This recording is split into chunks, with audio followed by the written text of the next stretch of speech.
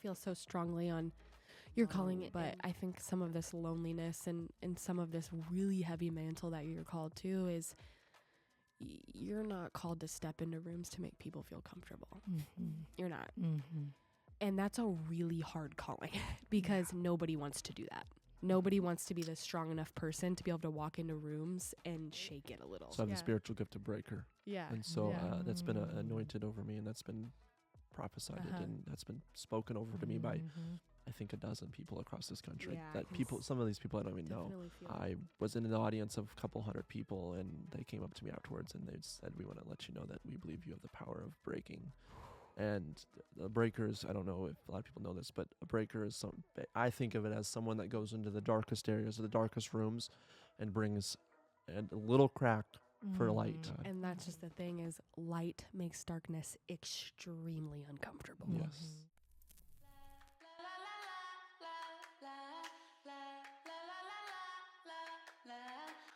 And we're back. But I feel like you're like staring into my soul and my heart's pounding. We get hesitant to obey God. We're leading out of vulnerability, leading out of not being perfect. Right. That's right. Yeah. You know, God is a God who holds his promise. Yeah. Yes. Like, how does the world not know That's good. who is Lord? True. Transformation. Okay. Like, this is exposing things in my life and in my heart. Sure. And you have to be honest with yourself. Yeah. This is where faith is revealed. Yeah. We got to go to church.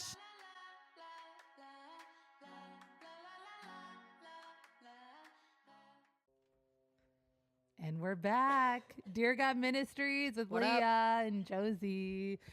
And today we have our guest, Gage West. Gage. Hello, everyone. Hello, everyone. It's a little bit of a lower octave than everyone's used to. Yeah, that's right. They're probably used to having the volume turned down because of our voices. For real. This morning. Oh my gosh, you guys. What an adventure. Just the enemy at work. Come on. Or maybe it was just God providing a way to be like, just be friends. Like, just hang out. Maybe. You know what I mean? I don't know. But we get here this morning and the soundboard power cord is broke. And so we're running around everywhere trying to get this power cord. Gage is only in town for a very limited amount of time. He's made like so many things pushed away to make this happen.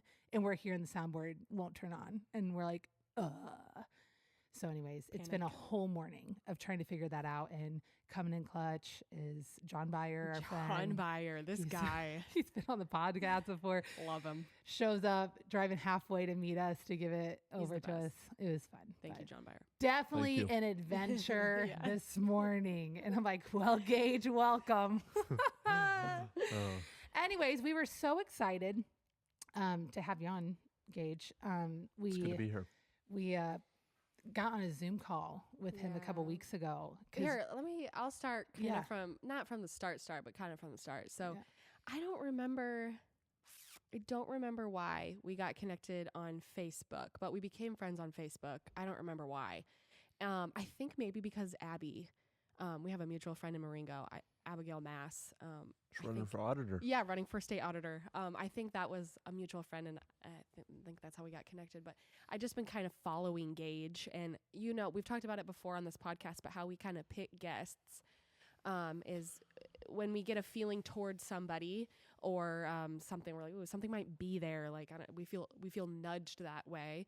We put you on a giant list. We have this huge list right now. I think we have 18 names on it. And Gage was on one of them. And as we pray over this list, we kind of feel out who we feel led to. And Gage kept coming up for me over and over and over again.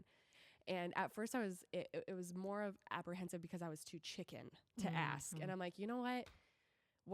Because of the titles he holds and who he is and the influence that he has. I'm like, you know what? Just ask what he says. No? Cool. And so I message you on Facebook, this big long message. You probably don't even realize this, but I message you guys, he opens it and doesn't respond for 3 days. And so I am blowing up Leah's phone. I'm like, did I say something wrong? Did I disrespect him? What's going on? I'm like, he's probably just busy. He's busy. Yep, that's what I'm going to chalk it up to. And Leah's like, maybe you should message him again. I'm like, no, I'm not messaging him again. I think at one point I'm like, okay, he's probably praying through it. He has people reach out to him, I'm sure, all the time. Oh, yeah, for sure. We're both on the other guess we didn't hear God right. Yeah, You know, like we really felt like God was leading us to Gage, which strongly felt like he was leading us to Gage. Sometimes you hear wrong. I don't know. Yeah. But then what? And a couple then days later, he reaches back out. What did I say? It's the kindest message. I mean, you are so sweet. You are so down to earth. You were like, yeah, like let's jump on a Zoom meeting and like let's just talk. And I'm like, okay, I didn't mess it up. Zoom meeting, Leo. We gotta have a Zoom meeting. It was really fun. I get a lot of like messages on Facebook, and it's interesting. Of course you do. And so we know that this conversation is very anointed. We felt very Holy Spirit led to you. Well, so that's good. yeah, it was a big God thing. Listening is very important. Yeah. And so. So we've actually, just for the listeners, so you know, we have talked, we spent the whole morning with Gage in a car driving around trying to figure out power about cords. 3 hours. Yeah, 3 hours. And we all have avoided being like, who is Gage? Because we wanted it live. Yeah. So even with all of our conversations we have, Zoom meeting like this, we haven't gotten to hear who is Gage. And so we're saving it for this. And so maybe that's where we'll start, Gage. Who is Gage West? Gage West. He's tall. He is tall. He is tall. No, Gage is a fighter. Gage, I don't want to go darkness, but Gage has been through some very eye-opening experiences as a child and a young adult, but through all those trials and tribulations, there's always been a constant calling for leadership. And Gage is raised by a single mom in a household, and I have a couple sisters, different dads. But I've always been a leader for my sisters, leader for my family. And you'll hear me talk about my heart for children and my heart for people. And but yeah, Gage was just a leader and a fighter. And Gage West currently lives in Washington, D.C., and I'm talking third person. This is funny. I do that a lot, actually. But no, I live in Washington, D.C. I'm from Cedar Rapids, Iowa. I'm born and raised in Cedar Rapids, go to Radiant Church. And so, but live in Washington, D.C., work in Washington, D.C., and yeah, that's, I'm just a fighter. That's what my big slogan is. I have it tattooed on my arm. Wow. So, but yeah. I love that. It's short. I don't know. No, there's not a right or wrong. Yeah, I think it's just more or less, as we talk today, I can share more. Unravel. Yeah. Yeah. So for me, I think for us, I just want to jump right into your story and into your testimony. It's a big one. It's an important one. And it's one that I think will lead people to the Lord. So whatever that looks like for you, if that starts at childhood, if that starts wherever, where does your testimony kind of start? I'm still working on the testimony. You know, as a Christian, we are asked to, talk about our testimony, write your testimony. What is your testimony? You get asked that all the time. Yeah. And for me, it's very challenging because it is a testimony, and it's jump. And so I jump around a little bit, but we could start. I mean, like I said, I was raised by a single mom. Dad's family went to church. Mom's family did not. So every other weekend as a child, going to church on Sunday, not going on to church on a Sunday, going on to church on Sunday. And so throughout my childhood, I was raised in church, but not also raised in church. And so single mom, like I said, and so that, that rough home life, and I'm just going to jump right in, it was eye-opening. It was, there were times where there was no food on the table. And there were times where there was no one from picking me up from school. And throughout that, there became individuals in my life that took advantage of that home. And I'm just going to jump right in. In 2009, I was trafficked by my stepdad, used for CSAM, child sexual assault material, for multiple years. And for those multiple years, I was continually going to school, going to church, living at home, but every night was a night of trials and tribulations. Wow. And it's, people don't believe it happens in this world, and it's so frustrating and so hard. But familial trafficking is the most common type of trafficking in America and in the world. And it's really frustrating. I actually do anti-trafficking work now. And so for those 4 years, from 2009 to 2012, I was looked as an object and not as a person. I had a monetary value above my head. And yeah, that happened and was thrown back into society after it was done. Mom and stepdad got divorced, and no longer saw that man. A few years later, my younger sister, I'm not going to name any names, but younger sister was born with that individual as their father, and they proceeded to go to their house every other weekend, and same thing happened to her. This is 5 years later, 6 years later. But in 2019, I'm in high school. My final year in high school. We get, at school, you get these men in suits that show up, and I'm like, okay, Gage West, please come to the principal's office. Okay, well, throughout this high school, middle school life, I was abrasive, on edge. I had that trauma infused in me, and I haven't talked about it, haven't worked through it, don't know really what happened, don't know how to explain it, don't know what to talk about. When I told someone, they didn't take it seriously. And so that lack of action as a child with people that have influence, people that they're supposed to care, did not, is really frustrating. So when someone comes and they're like, we need to talk to you, I'm like, okay. So I talked to these individuals, and they're 2 FBI agents from the Department of Justice. And they informed me that an individual is under investigation for such and such, and we believe you're one of the victims. This is in 2019, and this happened in 2009, 10 years later. I'm an adult now, and this happened when I was a child. As we start talking about this, I start vividly remembering, reliving. They're showing me things. They're explaining some of the seriousness of what I went through, and it became a spiral effect of just PTSD, overwhelmingness, emotion, and I testified against this individual, and 3 days later, I went home, overdosed, and was rushed to the hospital. I was unresponsive for multiple minutes. I spent about 2 weeks in the ICU, and I told myself I needed to get some help. I need to figure out what's going on. And I went to treatment for PTSD at Florida Oasis in southeast Florida, so Miami, Fort Lauderdale, West Palm Beach area.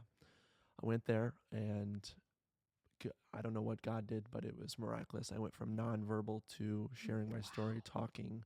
This is also, I want to mention, this is a non-faith believing facility. This is a science-backed facility. So this is not, we're not faith-driven at this facility. We are believing by facts and science.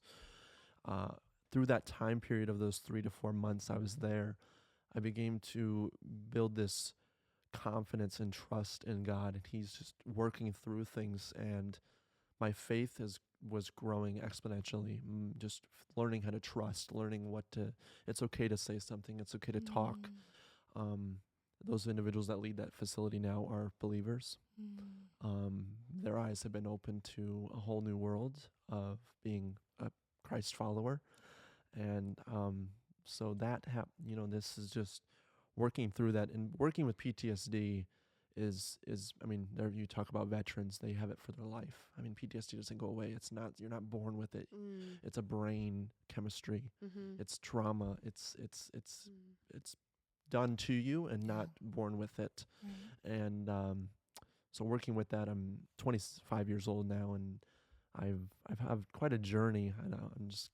And so through that, after treatment, I find a passion for politics, and I jump right in. Being from Iowa, we have the Iowa caucuses, and in 2016, throughout my high school, I got involved in politics and the campaigns. Got 22 candidates running for president in 2016, and I meet all 22 of them. Wow! And it's very interesting seeing. I know God was there. I knew He was present just by the favor I had in that at a young age, and through that, I hopped on some campaigns. I've worked all across the country helping elect people that I thought were fighters that cared, and which brought me all the way to Washington, D.C., working currently, and we'll see what happens next. Yeah.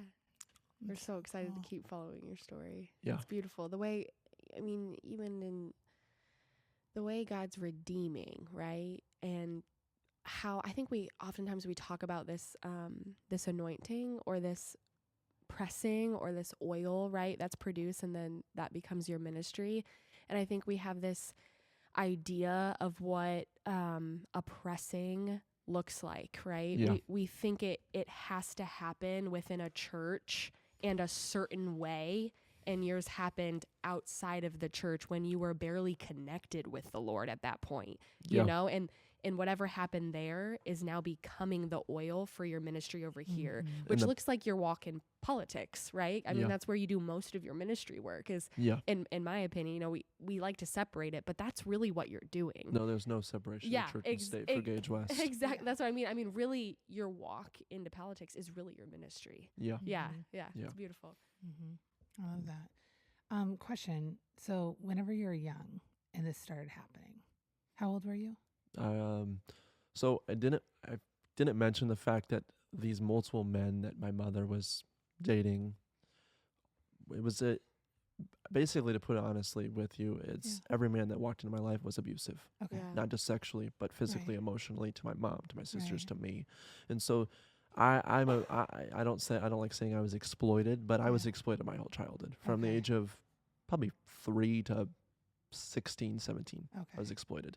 But 2009 is when the trafficking in CSAM really was happening. Okay. So, because I think just for my understanding, right, from someone who has walked through this, whenever it began, or like when that begins at such a young age, do you just think that's normal? Like that's just life? Like, do you know what I mean? Like if it was happening always, was it like, did you tell anybody? Or were you like, maybe this is just how it's supposed to be? So did people know? This is where, I asked earlier if I could just be, be myself, and you guys said absolutely. So I told people. Okay. The lack of action from authorities is what caused this. Right. Okay. I'm going to call out what's happening, and across this country, or in my own story, we have individuals that say something and nothing's done. Yeah. And so if I told someone in 2004 when I was 4 years old, I was being hurt, none of what would have happened, but it happened for a reason and a purpose. And even though it was negative then, I'm using it for positive now. Exactly. And so, yes, I did say something, as I said, but I also, you mentioned the part where it felt normal. Yeah. That lack of food maybe did feel normal. But also through those years, I had supportive individuals in my family. My grandparents, I mean, they didn't know the extent of what I was going through, but they knew their home was a safe place. They knew that I always wanted tuna noodle casserole. They always knew that I did have those anchors of strong support, but also the home life wasn't the best home life. Yes. Yeah. I was just thinking about that because it's just something like you said, you're like, people don't realize how often things are happening around them. That's kind of what I was going to speak to. And I'd love for you to speak to that for a second of like what you feel like most people think child exploitation or child sex trafficking could look like, but what it, in your case, what it can look like, right? Yep. Because a lot of people think it's like snatching off the street. You know what I mean? And you're never seen again. Yes. Okay, so I tell people this, and this is you brought that up, and I like to say this to everyone that I talk about, because I work in the anti-trafficking sector now. I share my story. I'm doing it tomorrow in my hometown, but that's the number one assumption is, the kid was pulled off the street, kidnapped from the park. That's the complete opposite. Yeah. That's on a pretty low percentage, right? That is like less than, I don't want to give it, I don't want to give number, technicals, but like that's less than like 5% of cases across the world. But it looks like grooming. Yep. I mean, it's the lies, deception. It's grooming. That's what it looks like. It starts with, and it's interesting because throughout this whole process, I'm going to church every other weekend on Sunday. Right. During this, at this time, at this age, during all of this is happening. Yes. Okay. Going to a church that, we all have gone to, and those people are safe. Those people are healthy. Those people are going to protect me. Those people care. But I'm still going home to something that's broken. And so the thing that you're right, people don't know what it looks like, and that's my goal. One of my goals is to make people aware, or not make them, but give them the tools and the knowledge to know what's happening. And there's children right now that are probably going to school and they're being trafficked, they're being abused, and within their own family. The number one trafficking with families is single mom households. And it's so sad because it means someone's taking advantage of that broken mom. Usually she's broken, and seeing vulnerabilities for children. And that's hard. That's sad. Women are absolutely amazing, and God's given us women and moms and grandmas, and we have a broken country, and we have fighters like us three doing the work, but we need to keep progressing. Would you say, I don't know what the statistics are, or if you know anything about this, what are like what are they called? Perpetrators, right? Yeah. Is that the correct terminology? Okay. What is like the ratio of perpetrators, male versus female? Is it heavily male oriented, or just because I don't know? Is this? I mean, I can dive deep into that a little bit more, but I just, the audience of this podcast is very critical because it's unfortunately, and my story I'm willing to share, but my story was not adults on children. It was children on children. Okay. And so it was not mostly adults using me and abusing me. It was me with other children forced to do things for adults. And so, but women do traffic. The movies that you see with the women luring other women in is true. That is a very common. Because I think that's a misconception too. That like all women are just automatically safe. No. You know what I mean? No. Women perpetrate trafficking, probably not as much as men, but it is there. It is present. It is real. And but the snatching off the street is the biggest frustration because it's furthest from the truth. The most common trafficking form is familial trafficking. So in families with brothers and sisters, moms and dads, stepdads, uncles, aunts. And so. Yeah, which makes sense because, as you said, it looks like grooming. Which takes a while. And it takes relationship, right? And it kind of takes like that abusive manipulation to like a susceptible person, like someone of a single mother, because they are able to see your voids. And then they manipulate those and they try to fill them the wrong way. So one of the things that was consistently used against me through my childhood was faith. This is raw and real, but the amount of Bibles I've seen burned in my face is profound. Because they do know that I love church. Every other weekend going to church was used against me heavily. God was, that's the sick part about this is they do groom and they use your weaknesses, and so as a big brother of sisters, I care about my sisters deeply. So they're using your big brother against you. They're using your faith. They're going to use food. And so it's years of relationship building. It's month. It's long game. This one might get too personal, but you said, and I think this actually relates to so many people, you're like, the people who were supposed to protect me weren't. And in your story, like as soon as you said that, I like welled up because I'm like, I think we all experience that, like especially as a child. And maybe you don't realize it as a child, but then you, for me, it's when I became a mother, then I'm recognizing it in my kids, and I'm like, oh. You know what I mean? Like, you start realizing, and then with that, I don't know if I want to put the word trauma on that for me in my story, right? But the feelings that you start having, the resentment that starts growing, the bitterness that starts rooting, right? Like all these feelings that now I'm angry at this person because you didn't do this for me. So, and I'm still dealing with that. Like, I'm not sitting here being like, I'm great. Is there a way, and that's why I'm like, this might be too personal, I don't know. How are you walking through that personally right now? I think that's such a relatable feeling that we all have. And how do you walk through that? I think the number one thing you got to do is forgive. Yeah, right. And that is so hard. Right. That's very hard. Right. It is. But also saying forgiveness is easy, Yeah. but actually doing it. Right. Is your mind forgiving them? Is your heart? That's the hard one. Is my heart actually forgiving?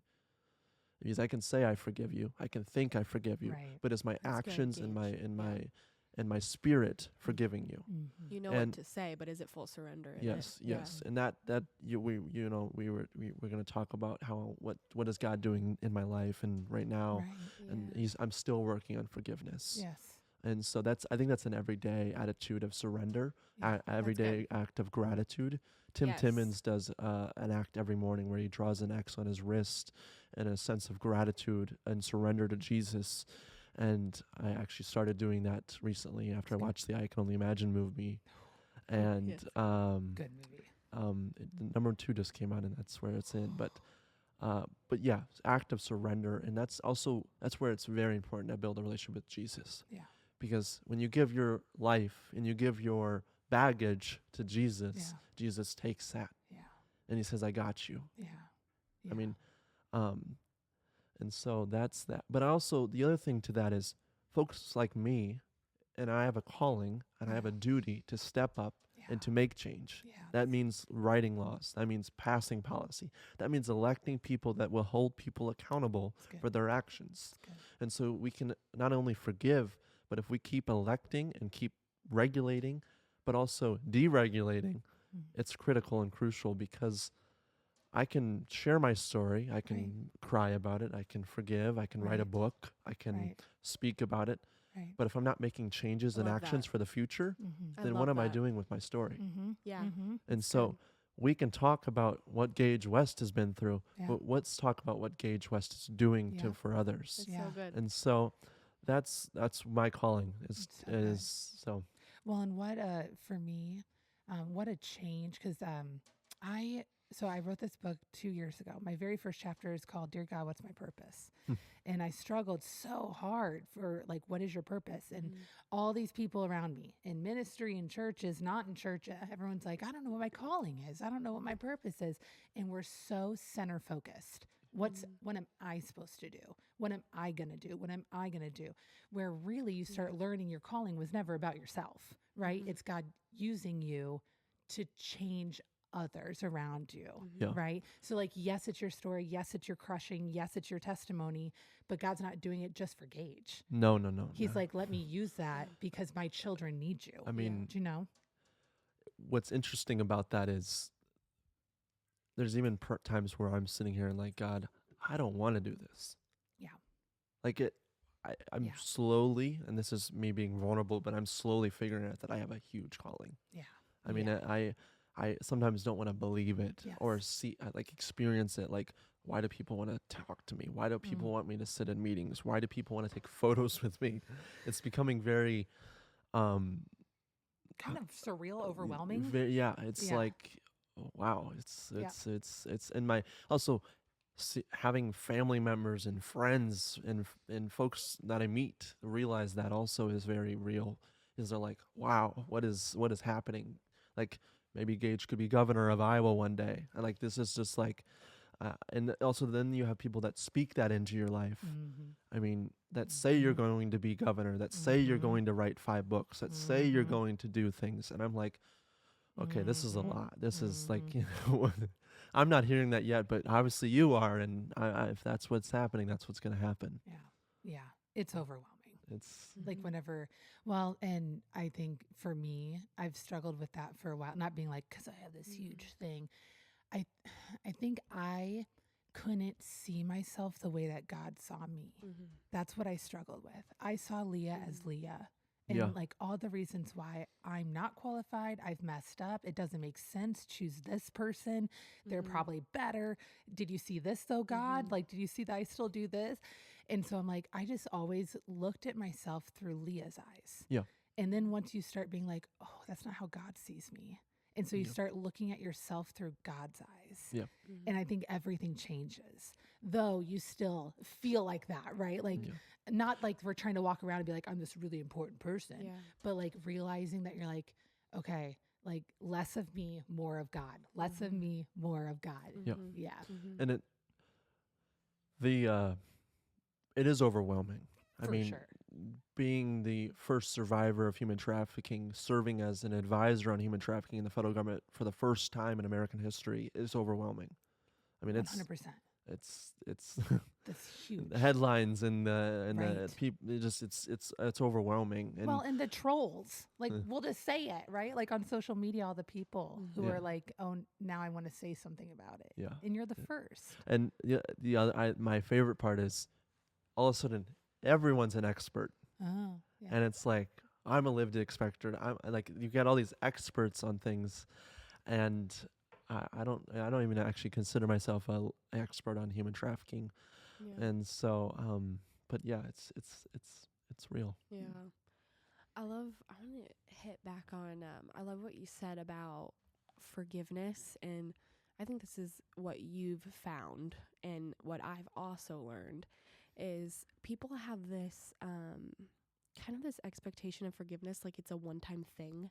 Like you're going to have this moment and it's like going to be like, oh my gosh, I forgive them. And then it's like poof and it's like all gone.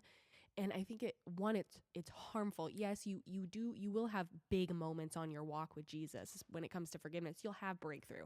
You'll have broken chains. You'll have bondages that will fall off. Those do happen. They're very real. But forgiveness, for something like that is such a lifetime process. Like you have to re-forgive all the time. It's not like Gage woke up one morning and is like, okay, I forgive and I'm done. You know, like it's a constant thing that you have to surrender to over and over and over. It comes in, I forgive. It comes in, I forgive, you know, because I'm learning that feelings don't come before forgiveness, right? Yeah. Prayer comes before forgiveness. And so you'll start to pray and you'll start to seek and you'll start to forgive. And then eventually feelings will start to follow.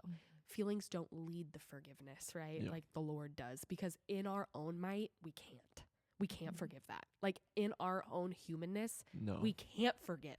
Like we have to use his power to forgive or it'll never happen because it's so egregious, you know? And so just in our human brains, we think forgiveness is like this one-time thing. And the only time it was a one-time thing is when Jesus died on the cross and he forgave us. For us to forgive other people, it's a lifetime of doing that. Do you remember that story? And so we have helped in this class called Alpha, and it's taught by Nikki and Pippa Gumbel. And there's this one video, I can't remember what it's about, but it's an interview with Corrie ten Boom, or like it's playing back this recording. And so she's talking about how she's going all over, like doing speaking engagements. And this man comes over, like it's walking past her, and instantly she remembers he was a soldier at the concentration camp that her and her sister were at. And he walks by and she's like, oh my gosh, that's him. And instantly in a moment, she's recalling the things he did to her and her sister. And so she's like, I sat there and I was like, oh my goodness, what am I going to do? And the soldier comes over and he's like, I don't know if you remember me, which she's like, of course I do. And he's like, but I need to ask your forgiveness. I found God. God's forgiven me, but I need to ask you for your forgiveness. And so in this interview with Corrie ten Boom, she's like, I said, God, I can't do it. I know you want me to. I know you call me to. I know I'm supposed to. I literally cannot, because she's having these flashbacks of her sister being naked, like all this stuff. And she's like, I can't do it. And God in that moment was like, you can't. I can.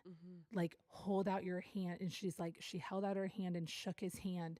And she's like, I felt God's power run through me because I didn't have to have the power to forgive. I just had to allow him to do it through me. Yeah. And in this class, we're watching this video and I'm like, oh, because for me, again, not to be like, oh, I always lean on my own strength. I do a lot. I don't think I realize, not just in forgiveness, in a lot of stuff. And the other day, I just had gotten to this point of being like, I'm trying to counsel in my own strength. Yeah. I'm trying to forgive in my own strength. I'm trying to give wisdom in my own strength. Like, you just naturally, like, lean back on yourself. And then God's like, hey, why are you doing this by yourself? I'm like, oh, yeah, I forgot. I'm allowed to lean on you for this, you know? I'm supposed to lean on you for this because I can't do it. Yeah. So it's good. I also think too, like along the lines of forgiveness, when we're kind of harboring unforgiveness, right? Forgiving other people is mainly for ourselves. It's way more for ourselves than it is for the person that we're forgiving, even though it's designed for both. But it probably does way more spiritual work in you than it does in the person that you're forgiving. And with this idea of harboring unforgiveness that I've realized about myself, with certain things in my childhood and in people in authority places in my childhood, forgiving that, I had to realize how crazy, powerful, mercy-filled, grace-filled God forgave me, right? And it's not moral comparing what I've done versus what they've done. It's not that. It's I am so unequivocally, so wildly forgiven by a Savior, right? Like everything about me is washed clean in Jesus's eyes. And when you rest in how insanely forgiven you are, it's a little bit easier to be like, yeah, I can extend that to you, right? And so for anyone, I feel like too, and I don't know if that was your experience as much, but that's harboring that is like, I encourage you to go read and get to know the Lord and understand how forgiven you are before you start trying to do this journey of forgiving all the people that have hurt you. Right. Root yourself in the love of Christ and how forgiven you are, and then start to work on that, you know? I just thought of Gage, just kind of came to my mind. So only because, again, it's a hot word. I think everyone has a different meaning for church hurt, right? Everyone has different definitions of church hurt. So I'm just going to use the word church hurt because it's thrown around all the time.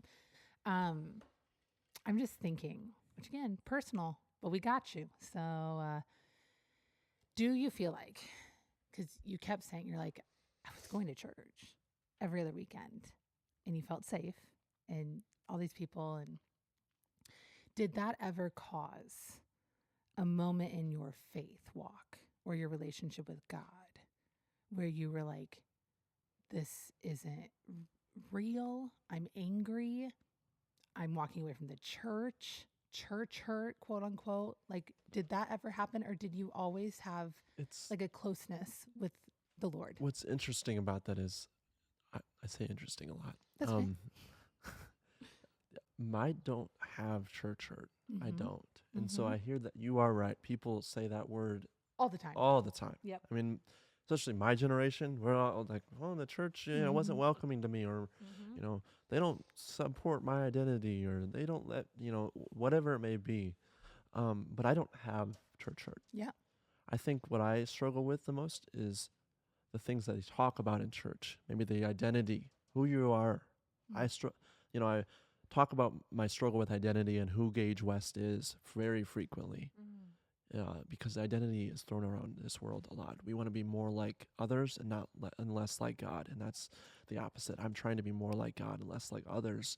And so being in my own journey of finding who Gage West is, or what does the Bible say about this certain topic, or what does the church say? And we were talking about different churches across the country earlier, because throughout my political campaign adventure for the last 7 or 8 years, I've been all over the country for campaigns, and I've gone to all the different churches, and I find myself consecutively coming back to a certain type of church.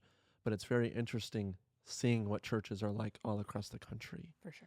What topics they talk about, how maybe politically incorrect they are, or what's controversial in your church. Like those are the science things, the tough combos people have about church. And so that's what I'm drawn in more to.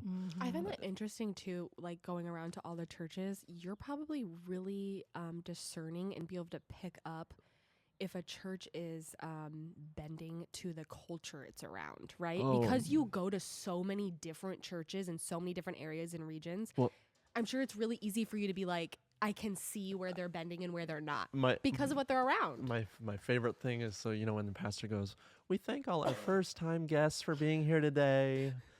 Come to the welcome table, get your welcome gift, or get your free coffee. And I the tumbler. I have like 16 different church cups. So you go get them though. Yeah, you go get them. I do, and it's funny, but you are right. It is very interesting. When I walk into a church as a guest, this is my only Sunday or maybe a few Sundays there. How strong some churches are, and then how weak some churches are. But then also, I'm noticing a lot of weak churches have really strong people in that church. And it's very interesting seeing those spirit-filled, Bible-heavy individuals walk into a church, sit down, and listen to a sermon that might be weak. And I've yet to find a church that's perfect, which is great because I love that. Because people are human. People go there to get filled and then fill others. And I constantly remind myself, I'm not going to see a building. I'm going to see the people. And these people are believing in the same thing I'm believing, but maybe it's a little different. That's good. And cool. so, what a beautiful thing to be able to experience a bunch of different churches. Yeah, it's really cool. It's unique. Not a lot of people get to do that. The culture is so interesting, going from like Alabama to like Washington State, right, or like Nashville to like small town South Carolina. It's just like, it's very interesting. Yeah, because I think so often, especially when you've only been in one area your whole life for churches, even if it's different denominations. I mean, when you've only been in one region, you just automatically think, oh yeah, we're doing church right. Like you're so unaware to how much culture could be affecting your church, right? Yeah. When I, after treatment, I went back to campaigning. And so I jumped right into like the 2020 election, and I was going to basically say that like the church, during COVID, how churches reacted to COVID was very interesting. I mean, I remember going to one church in North Carolina, and I get there, I'm like, okay, look it up on Google, find this, and this looks like a good church. I'll try it out. Also I pray about a lot of churches I go to. God, do you want me to go to this church? But also I go to the big ones too. I want to see what this is like. I see it on YouTube, so I might check it out in person. But it was interesting rolling up in my rental car, and driving in, and I'm being greeted by sign waivers, and they're like, "You're going this way," and it's the parking lot. And I'm like, "This is so weird. Like, we're gonna go sit in the parking lot and watch church." And they're like, yes. And I'm like, okay. Oh, that's where church was? Yeah. During COVID. Yeah. Oh, during COVID. And then I go to a different state, and church is in a building. Church is in a row. Church is in a chair in a building under a roof. And I'm like, it's very interesting. Like culture, like, the way it impedes, and we don't even know it. We're just unaware. Yeah. And like, I talk to people, like, so I'm from Iowa, so I've talked to these Iowans about, we're in a building today, and last week I was outside in a parking lot, and they're like, what? What? And like, it's that's really cool. It's kind of cool to be able to travel and see. Oh, so cool. It's going from treatment to just traveling the country for multiple years was amazing. Yeah. A lot of hotel rooms.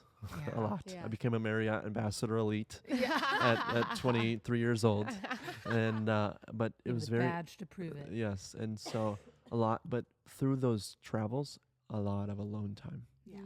And that's one of the biggest battles I face every day. Oh yeah, being alone. Yeah, the silence. I still can't do it, but I try every day to just spend a few minutes just silent. That's good. Yeah. Just present. Yeah. And it's so challenging. Yeah. Nobody, we talk about, this calling that I have, and what people see on stage or what they see at the meeting table, but they don't see what's like in the hotel room alone. Yep. Yeah. They don't see what it's like to eat dinner alone. And so, and that PTSD that's still there, still present. So eating that meal alone is probably overwhelming for Gage. Yeah. And being constantly alone is probably overwhelming. And so I was kind of forced, my calling kind of forced me to build this very strong foundation with Christ, because when you're alone, you're not alone. He's right there with you. And so there's plenty of times where Gage is literally praying out loud in his hotel room alone with God. And I'm just having a conversation just like today. Yeah. I was thinking about that when we were praying before the episode. I got that feeling of a lot of people would look at you, and if you don't know who Gage is, anywhere he goes, people know him, and people flock to you, and people would look at you and think, there's no way he's lonely. There's no way he deals with lonely. There's no way, everybody wants Gage West. And I think that's such a misconception of this calling is it is lonely because of what you're called to, what truth you're supposed to speak, what you have to stand firm in, what you have to not be afraid of.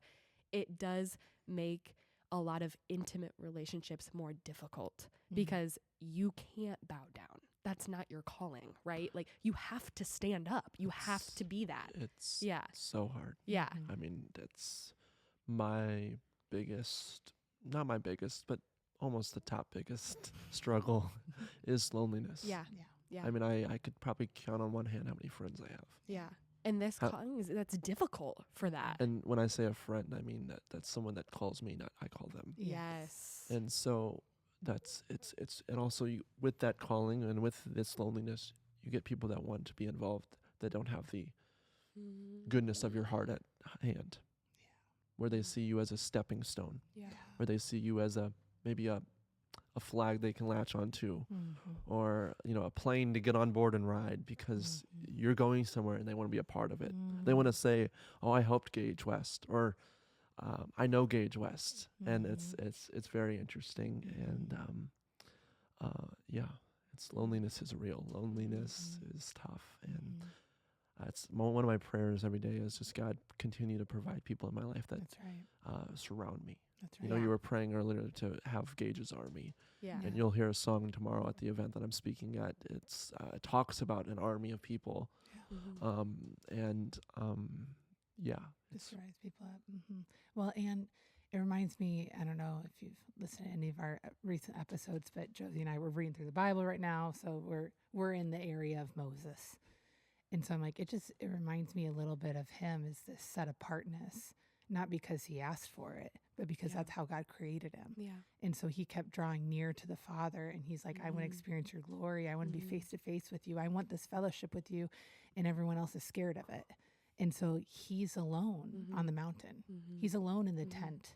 He's alone a lot of the time, but he's never alone, right? Yeah. Because he has this deep intimacy with the Father and not being like, no one else gets it. It was there. Yeah. It was offered. Yeah. They said no. Yeah. And so I'm like, it just reminds me of that is like, it is a physical loneliness, right? Like that you don't have someone that you're sharing a meal with. But right now, especially like the stuff that you're walking through with God is God's like, I need this time with you. Right? To carry this anointing, to carry this mantle. And not being like it will never be filled by a physical presence. Yeah. But I think that God has you in this position right now because he needs alone time with you too. Also, do you know what I mean? Yeah, absolutely. And also like politics is lonely. Oh my goodness. Yeah. It's so fake. Yeah. It's yes. The fundraisers, the galas, the campaign events, the meetings are, it's what can you do for me?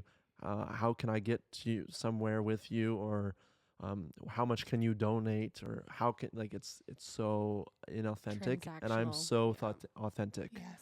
Like, it's so hard for me to be that status quo. Yeah. And I thank God for that every day because I don't want to be the status quo. That's I don't want to be the next headline.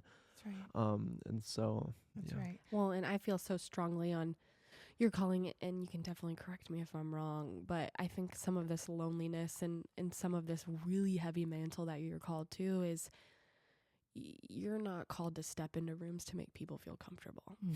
You're not. And that's a really hard calling because nobody wants to do that. Nobody wants to be the strong enough person to be able to walk into rooms and shake it a little, right? So I have the spiritual gift of breaker. Yeah. And so that's been anointed over me, and that's been prophesied and that's been spoken over to me by, I think, a dozen people across this country. Some of these people I don't even know. Feel it one of them came to a Radiant Church and spoke a couple years ago. He's from California, and his wife's from California. They own a ministry out there, and I was in an audience of a couple hundred people, and they came up to me afterwards and they said, we want to let you know that we believe you have the power of breaking. And the breakers, I don't know if a lot of people know this, but a breaker is I think of it as someone that goes into the darkest areas, or the darkest rooms, and brings a little crack for light. And so and the light then comes in, and we have the folks that, bring people closer to God. And that's just the thing, is light makes darkness extremely uncomfortable. Yes. So, you know what I mean? So like, I know I can tell that you can feel that when you're in spaces. Like I can tell that you can clock that and you can read it. And I think for you, that's what God built you. That's what he built you for. Like, you're there to break chains. You're there to unwrap bondages, right? Like, I mean, that's who God's created you to be. And a lot of people misinterpret that sort of calling for, everyone likes Gage West or everyone wants Gage. It's actually extremely lonely because not everyone's called to that, And I'm like, and people don't like pushback. Darkness doesn't like light. Falsehood doesn't like truth, So I'm like, and I love watching who God created you to be. That's something I've been noticing people recently, just how God built that, like what he put inside of you so that you could walk out your calling, and it's, I cannot wait to keep seeing like what God does with you. But in that, unless there's anything else you want to wrap up with, but in that, I want to start transitioning the conversation to what God's doing with you now and where you're at, whatever you can share. I know there's some stuff that you can't touch on, but whatever you can touch on, we would love for you to share. Well, I think, firstly, I never say no to anything. That's one of the things that I've taught myself. If you say no, God, I don't want to do that. God, I'm not going to do that. It usually makes you do it. Yes, you are. So, but the other thing with that is patience. I have this passion. It's very evident. You ladies are sitting next to me, and you probably can feel the passion and the heart of what I want to do and what I believe I'm going to do. And so, but also saying, God, it's going to happen in your timing. And so being patient and being and having that heart of understanding of he'll do it when he's ready. And you might not be ready, but he's going to be ready. And so right now, it looks like continue serving in the position I'm in, and continue forming policy and shaping policy, and just meeting folks and just building that relationship, that army of fighters, and not just fight against trafficking, but just fight for freedom for people. Yeah. And the future, I never say no to anything, like I said. So, I mean, there is a possibility of, Iowa is home, and so I always look. I love Iowa. I'm a big fan. Go Hawks! And but probably coming back to Iowa. DC is not home. Yeah. DC, I think, is a catalyst and a platform to launch to something massive that's going to come for the future. Yeah, and my favorite part about that is folks go to DC to become something. I'm going to DC to launch something. That's good. And so my home is Iowa. I'm coming back to Iowa. We don't know when yet, but there's a lot of things that I have interest in. Maybe one of those, and I'll talk briefly about it, but it's called the Front Porch Initiative, and think of it as an organization that is a catalyst for recovery, restoration, and awareness. And so through that, we're going to have the recovery aspect of protecting children and recovering children from exploitation. And then, awareness obviously looks like, passing policy, helping elect people that are qualified and want to be fighters or called to be fighters. And then also, bringing freedom to young people and to the youth. And the reason I said the Front Porch Initiative is because in the Bible, it talks about blood on the doors. And in the Underground Railroad during the Civil War, when they're freeing the slaves, there was a light on the front porch signifying freedom. And after natural disasters or anything with weather related, they put an X saying the house is marked safe. And so I signify the front porch being lit up as a net for freedom and safety for children. And my house, my property, and my organization is going to be a light of freedom. And it's going to be a physical light. Actually, on this, I have this vision, and it's miraculous. But on this property, you're going to see the brightest light bulb in the state of Iowa. And it's a light bulb, but I want to cause so much light pollution that you can see it from the air. And but yeah, that's that. And so also like you guys are writing books, wrote books, read books. I think a book is something that I should do, and a book is something I'm working on, and a book will be coming out soon. Wow. And so Gage, that's awesome. we're I jump ahead sometimes frequently, and I tell myself to slow down. It's okay to wait. It's okay to be present. But number 2 is already being written. Yeah. And from survivor to senior advisor, from the boy in the basement to the halls of the White House, those are all titles. Those are all callings. Those are all stories and adventures. And if someone can physically pick up something and read it, but not also just read it. I don't want a book where people read and just put it back on a shelf. I want people to pick up a book, read it, and take notes. How can I apply that to my life? How can I use what he went through to help me? Or how can I take what he went through to help me raise my children? And so self-help books, workbooks. I love workbooks. I have a few of them I'm working on right now. And I think they're the best kind of books because you're taking this knowledge and working it in yourself and then applying it to your life or to others' lives. Action. That's action in you. It's the action. And so on Wednesday, actually, I'm back in Iowa right now, obviously, but on Wednesday I went to the Iowa Capitol, and through my work in politics, I've built these very strong relationships with legislators across the state. Been to all 99 counties in my lifetime. I've been to city council meetings, school board meetings. During a few years ago, we had this big push for change in public education, and I got involved in that. That involves children. I have a calling for protecting and freedom for children, and so through that, I built these relationships with these networks of people and these armies of moms and dads that just want protection for children and freedom for their families. And so at the Capitol, I was meeting with legislators, and every single legislator I meet with says, Gage, when are you running? Gage, when are you running? Gage, when are you running? And so I'm constantly asked to run for office, and I'm constantly told you'd be a great politician. And I constantly tell people I don't want to be a politician.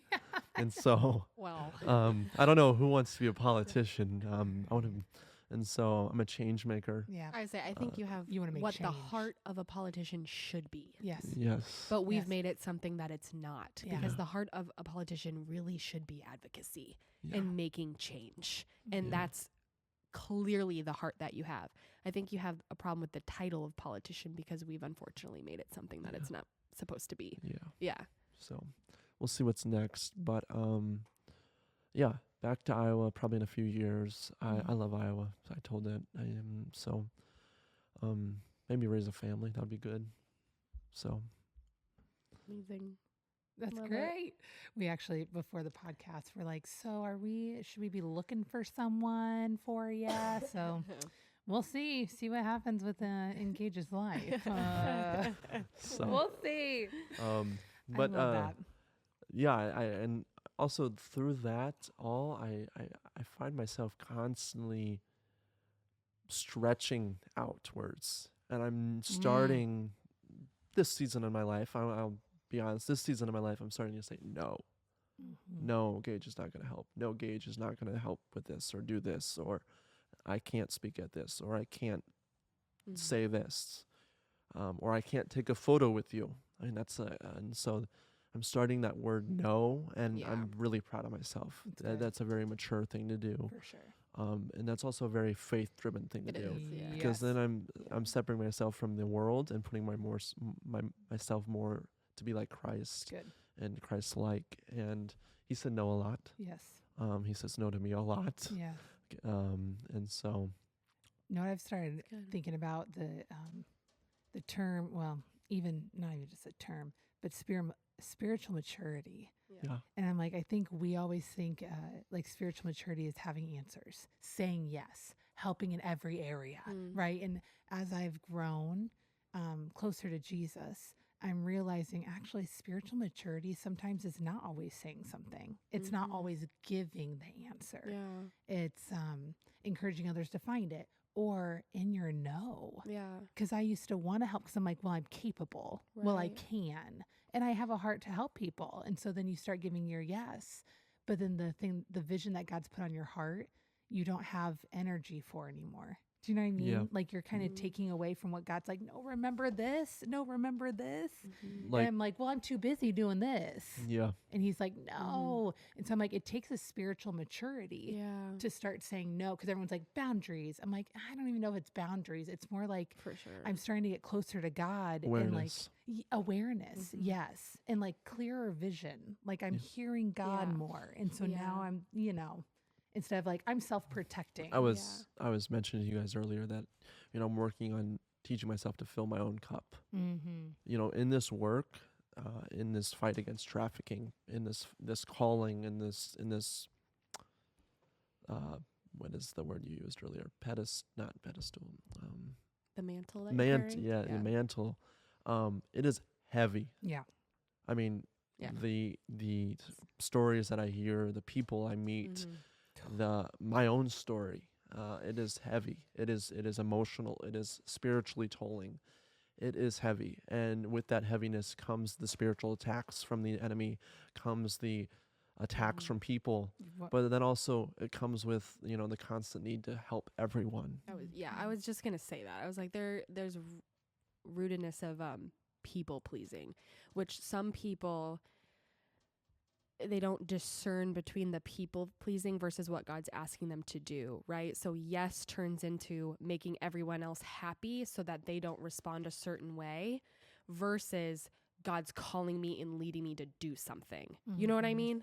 So anyways, what I was saying is I'm sure in your position, it's extremely difficult not to fall into people pleasing.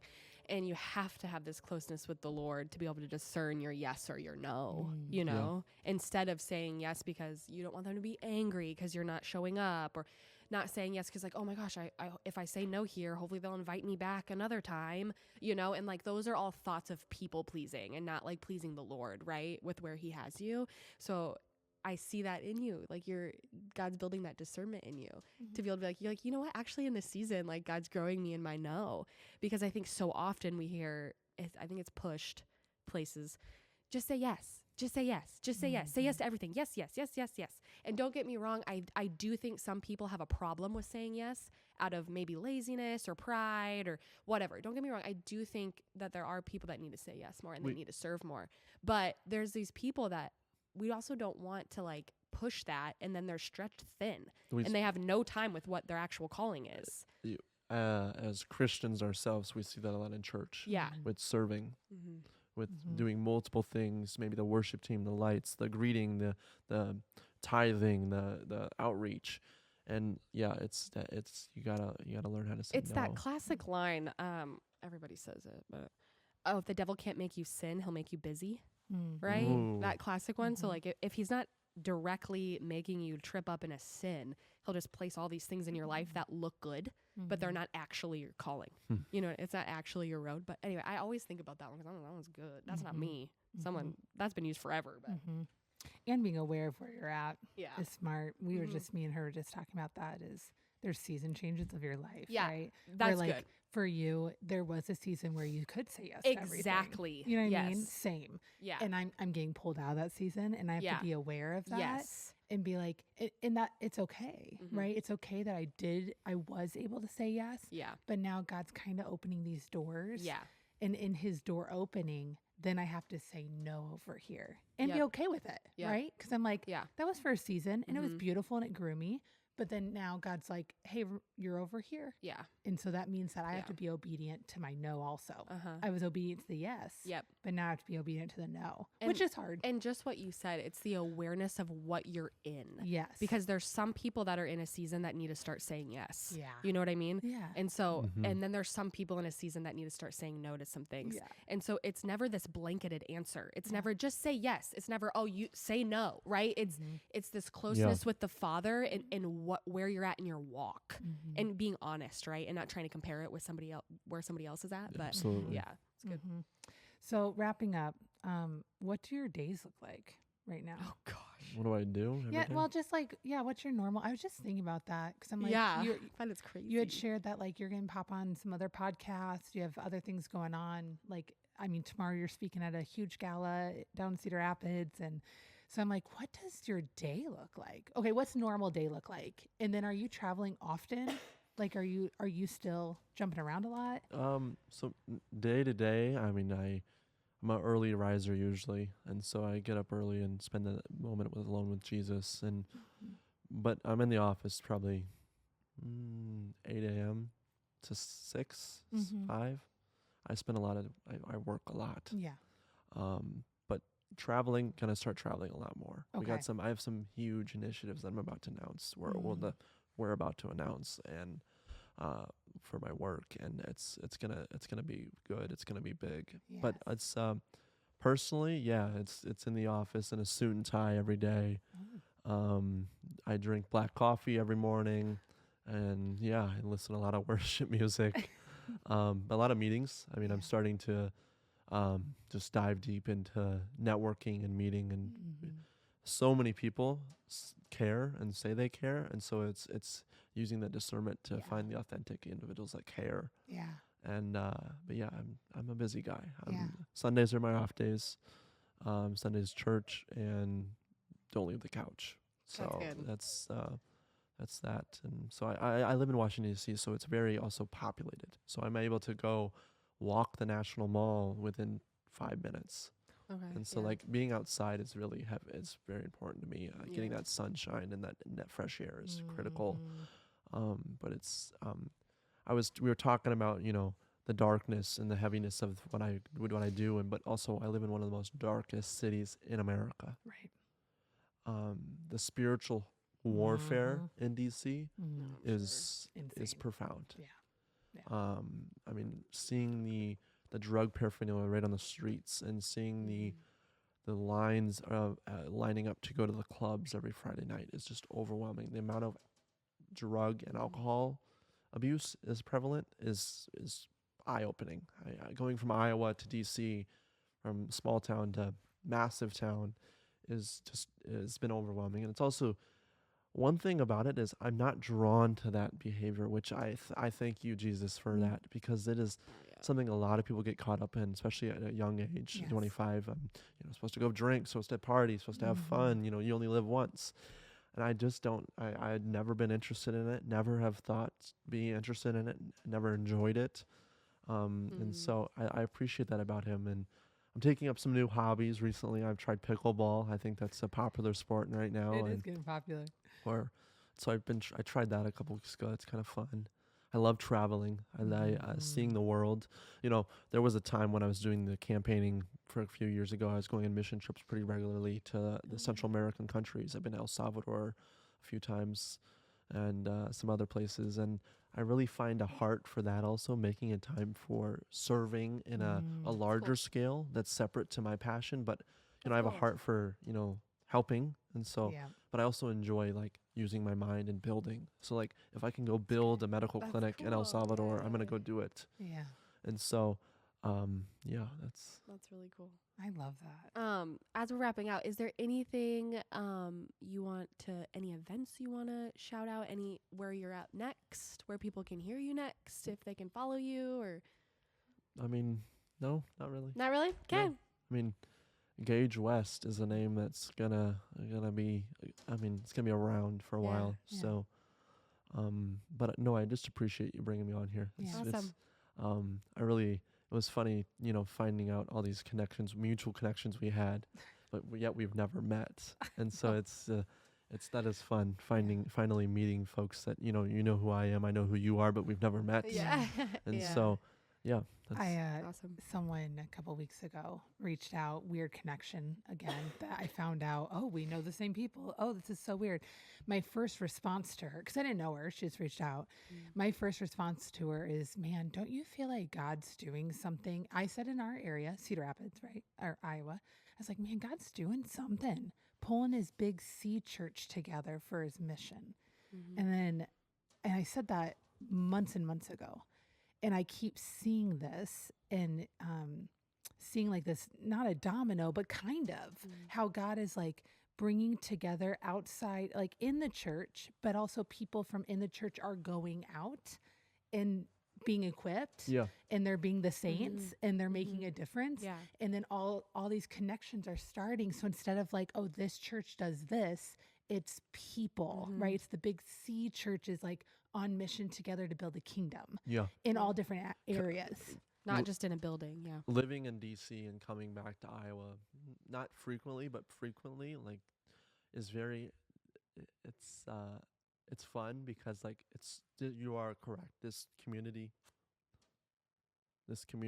is, I mean, we are growing. Yes. I mean, there's an army forming in Iowa right now. And so going from DC to coming back here and going to church, and I mean, seats are being more filled.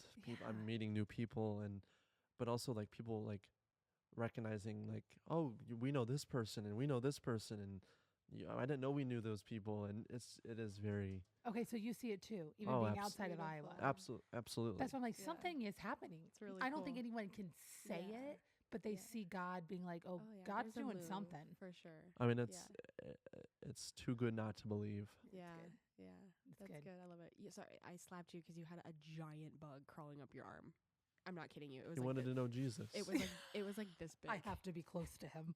It was like slow. I'm like, oh no. Let's wrap this up before there's more bugs climbing on Gage. Yes.